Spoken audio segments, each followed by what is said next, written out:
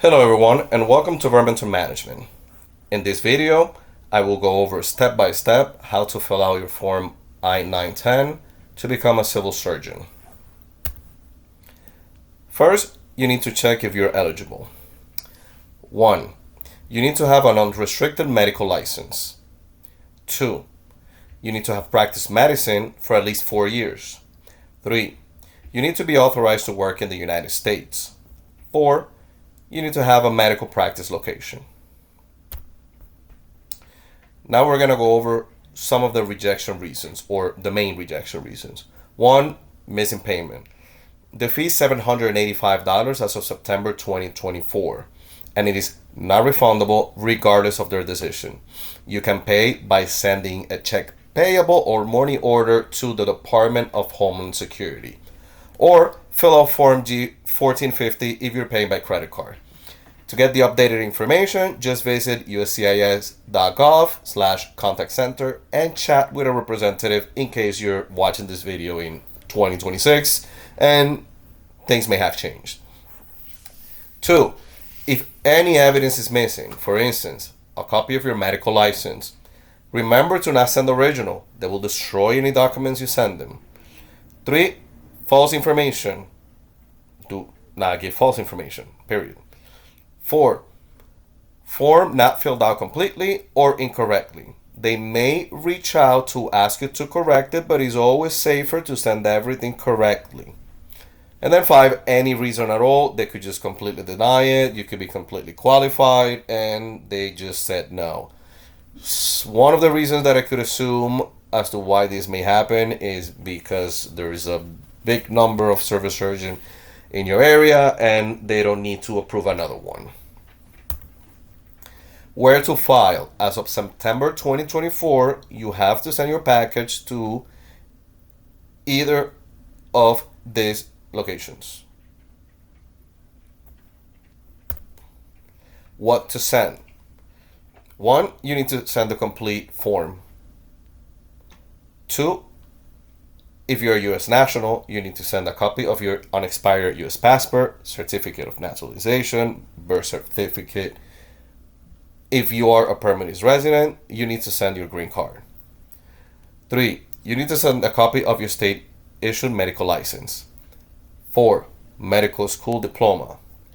5. You have to send either a letter of employment, employment performance evaluation, business tax returns, medical liability, or malpractice policy, anything that could justify, well, not justify, but show that you have been practicing medicine for more than 4 years. 6, obviously, check, money order, or Form G1450. 7, if you're issuing documents in another language, you must submit the translation and the translator information and credentials. 8, if you only have authorization to work, a copy of your employment authorization document.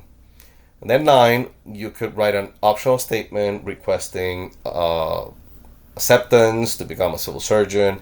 This is usually in case you are missing one of the most important evidence, or if you need to justify missing any of the core elements that I just mentioned.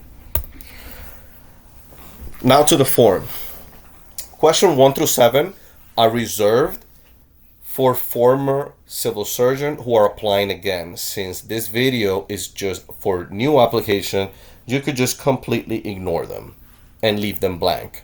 In the instructions, it says that you need to put an NA, meaning not applicable. I personally left them blank and did not have an issue. Here you're going to put your last name, first name, middle name if applicable. Put it exactly as it is in your medical license. If you used other names, put other names. Here, put your date of birth, and then here, cross your gender. If you have a USCIS online account number, put it. If you have an alien registration number, put it. This is usually for green card holders.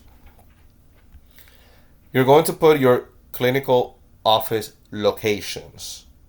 This is what's going to be online on the USCIS website whenever someone looks for civil surgeons, this is going to be your driver of patients. So you need to put the information as accurate as possible, especially phone number and your address. Here, put your clinical name. You could choose your commercial name, not an issue. Street number, name, city, county of practice, telephone number, extremely important. This is where patients are going to be calling you.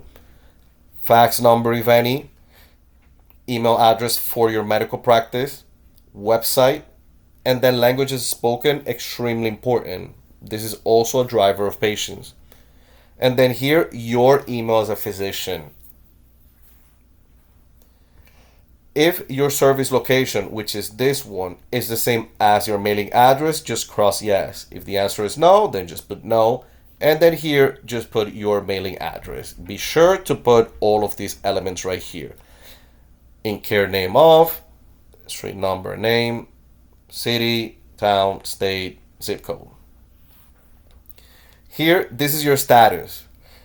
Check whichever matches your current status. I'm a U.S. national, so as a U.S. national, I need to bring one copy, or not bring, send one copy of any of these documents.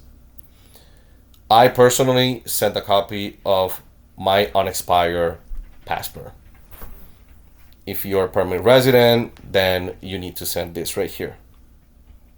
So just be sure that you read this very carefully and that you send the appropriate document that you need to send based on your current status. Medical degrees.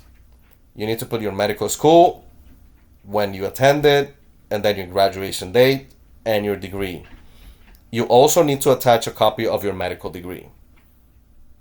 If your medical degree is in another language, you need to attach the original copy with the original language, and you need to attach the translation as well.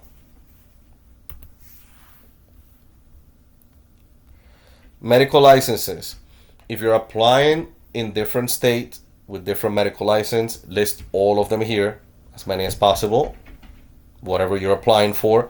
Or if you're applying to just one, just put the one state you're applying with the one license you have. For me, just one state, so state or territory, medical license number, date issue, expiration, make sure that your license is not expired, and then just check if it's in good standing or not. If it's not in good standing, then you definitely need to write that statement explaining why is it not in good standing, why is it restricted, or why is it temporary. Professional experience. Be sure that you have 4 years minimum of professional experience as a medical doctor. Internship and resident programs do not count. Here you're going to put your employer's name, dates you were employed, employer's phone number, and then address right here as it is. So number, name, city, state, zip code. And then here you continue putting more information if you need to until you get to those 4 years. If you have a medical practice, put your medical practice here and the dates you have been working in your medical practice. This is what I did here. This is my medical practice information. Once you're done with that, just check that you can read and understand English since you're the one filling this out. If someone is filling it out for you and is an interpreter, then they will cross here. But since this video is for people who are doing this themselves, just cross here. Put your daytime telephone number and then put your email address. Put the same one as you put in the previous one. That way you know that all of your USCIS emails are going to go to the same email address. Lastly, you're going to sign here. Make sure your signature is handwritten. This could be a copy.